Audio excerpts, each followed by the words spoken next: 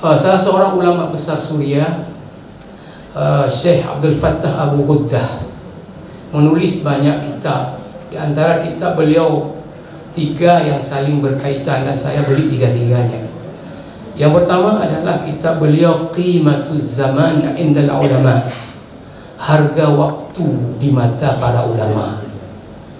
Yang kedua adalah kitabnya Safahat min Sabril Ulama, lembaran-lembaran yang menjelaskan kesabaran ulama di dalam menuntut ilmu.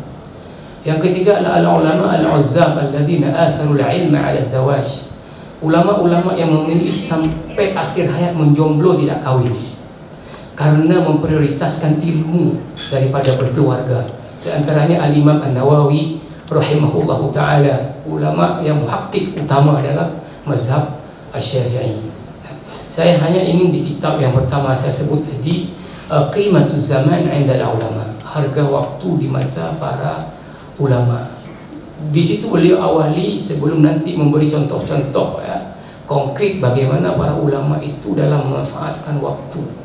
Beliau awali dari penjelasan tentang bahwa nikmat Allah berikan kepada kita ini beliau bagi ke dalam 2. Yang pertama ada disebut dengan usul, nikmat-nikmat primer. Yang kedua adalah furu', nikmat-nikmat sekunder. Di antara nikmat-nikmat yang primer, di mana kita tidak mungkin hidup kalau ini nggak ada, selain nikmat iman, nikmat Islam, nikmat hidayah, adalah nikmat umur.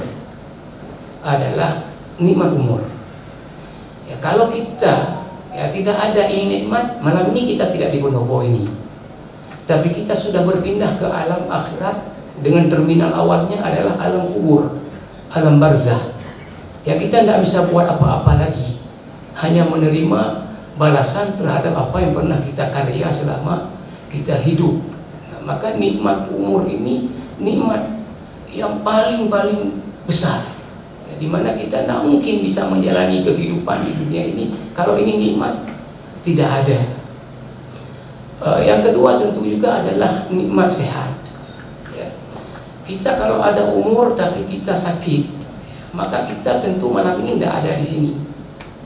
Dan kita barangkali juga banyak hal kita tidak bisa buat, apalagi level sakit kita berat, itu udah nggak bisa buat banyak. Bahkan mungkin selera untuk berbuat pun semuanya sudah menjadi turun. Selera makan tidak ada, selera bicara tidak ada, selera karena kondisi. Jadi ini adalah nikmat besar.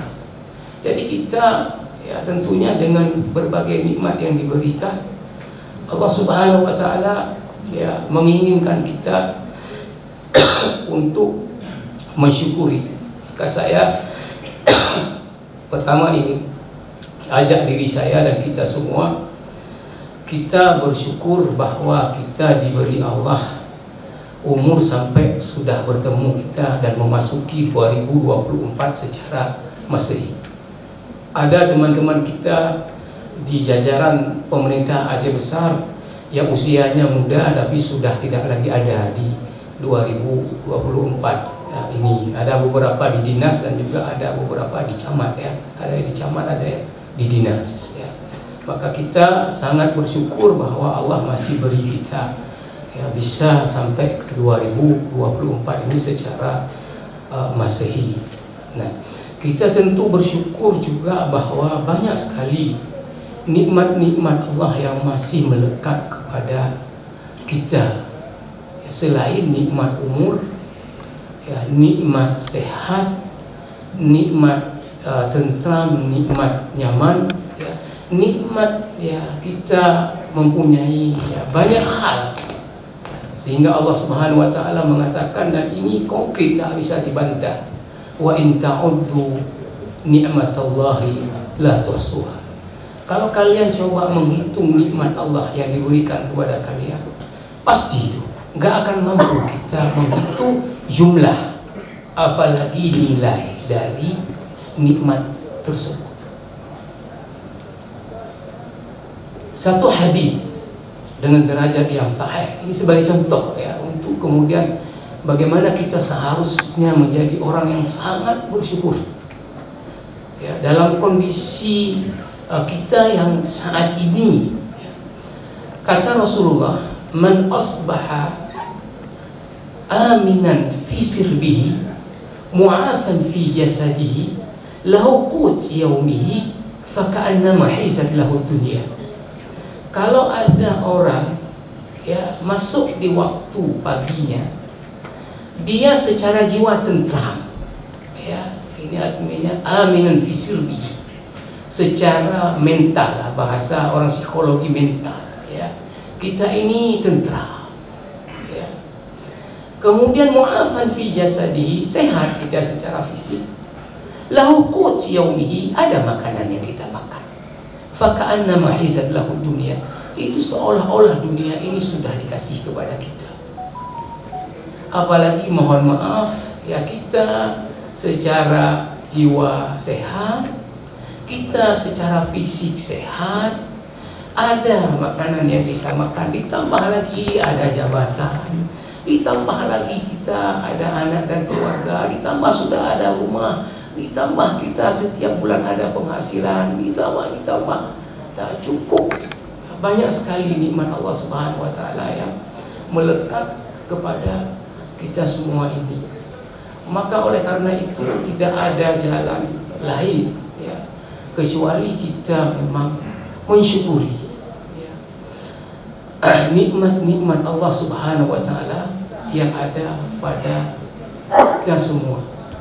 Ukuran saja tadi kita diberi sehat secara jasmani, rohani, ada yang kita makan, itu sudah yang gak terhitung nikmatnya. Diberi sehat saja sebetulnya tidak bisa kita hargai berapa. Cuman orang yang bisa menghargai sehat itu hanya orang yang sedang sakit. Maka kata kuatan Arab apa? As-sihhatu tajun ala ru'usil asihah la yaraha illa al-mardah. Sehat itu sebetulnya mahkota di atas kepala orang-orang sehat, yang itu tidak bisa dinilai atau tidak bernilai kecuali orang-orang yang sedang sakit. Kita sekarang ini kan tidak mensyukuri ginjal kita. Kapan kita mensyukuri ginjal kalau kita sudah gagal ginjal? Oh, mahal kok ginjal. Seminggu 3 kali harus pergi cuci darah. Oh, mahal. Rupanya tahu-tahu ketika kita susah-susah bernafas. Mahal jantung ketika kemudian kita harus dipasang ring dan sebagainya. Jadi sehat itu sesuatu yang sangat mahal. Tapi ini kadang-kadang kurang direnungkan oleh orang yang sehat. Sehingga apa pada ujungnya adalah tadi menyia-nyiakan umur yang diberi disia-siakan, sehat yang diberi disia-siakan, kemudian juga macam potensi-potensi yang ada kemudian ini menjadi disia-siakan. Maka para ulama menyimpulkan bahwa cara yang benar dalam mensyukuri setiap nikmat itu adalah apa? Kita gunakan seluruh nikmat-nikmat yang melekat kepada kita itu, dengannya kita melakukan amal saleh.